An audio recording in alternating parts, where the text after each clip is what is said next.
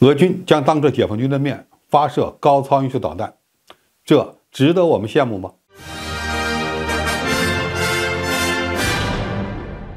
观众朋友，大家好，我是付天少。对于已经严重衰落的俄罗斯海军而言，当前最大的骄傲，除了战略导弹核潜艇之外，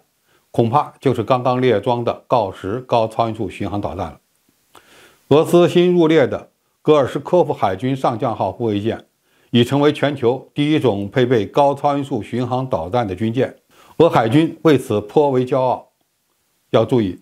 中国的055万吨大驱上配备的是高超音速弹道导弹，相比之下，二者的飞行速度、射程可能差不太多，但采用吸气式超燃冲压发动机的锆10巡航导弹的技术难度应该更高一些。比较有意思的是，中俄两国海军将有机会面对面地展示高超音速导弹。据俄塔社报道，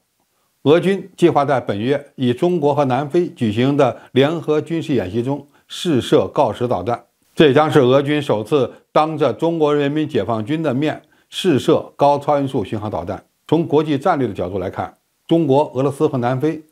同为金砖国家，俄罗斯现在又因为俄乌冲突被西方严重孤立，所以更加看重这场演习。而且在演习中试射高超音速导弹，也能充分展示俄军的新型反舰武器的能力。毕竟俄罗斯的中大型军舰平台已经严重落后于这个时代，新入役的护卫舰本身在排水量、技术性能等方面也没有太大优势。按照俄罗斯国防工业的消息人士的话说，锆10导弹将从护卫舰上向500公里外的水面目标发射。俄罗斯国防部长绍伊古也曾表示，在与南非和中国的训练演习中，俄军将使用包括高超音速武器和远程巡航导弹在内的先进武器。不过，俄罗斯官方尚未正式确认该计划。美国驻俄罗斯大使馆发言人拒绝就塔斯社的报道发表评论，南非官员也拒绝就该报道作出说明。锆10被认为是一款技术比较成熟的高超音速巡航导弹，俄罗斯军队曾在2022年5月进行过试射，击中了大约1000公里外的目标。现在的问题是，解放军海军有必要羡慕俄罗斯军队所装备的锆10高超音速巡航导弹吗？首先，从高超音速导弹技术的发展方向来看，锆10作为一款吸气式的高超音速巡航导弹，其个头可以做得更小，而射程呢则相当远，能够装备在排水量较小的护卫舰上。这是中国军工部门需要努力发展的方向。中国的鹰击21应该只能配备在055这样的大舰上，由于个头太大，难以适配护卫舰是一个短板。其次，从实际打击效能的角度看，锆10高超音速导弹也有很大的优势。从锆10导弹的攻击距离来看，虽然理论上它能够打1000公里外的目标，但实际作战使用时必须依靠舰载直升机的引导，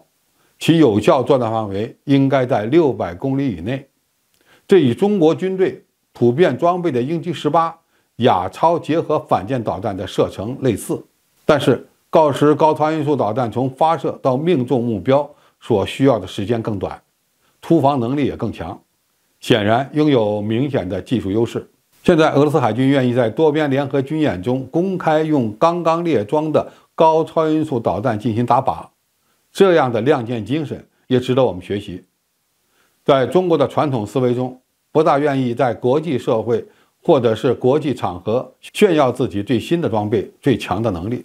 所以中国的先进武器大多数是在解放军内部的联合演习中或者是武器试验中展示。在中美军事战略竞争的大背景下，解放军也需要走出去，在多边演习中展示强大的装备技术优势。总体而言，俄罗斯海军敢于在与中国和南非的联合演习中使用高超音速导弹，说明锆10导弹的确具有非常好的技术成熟度和先进性，努力在这一领域取得突破，为解放军增添新的杀手锏。此外，俄军愿意在多边演习中展示其先进武器，这种玩法也是值得我们学习和思考的。好，今天评述就到这里，谢谢大家收看，我们下期再见。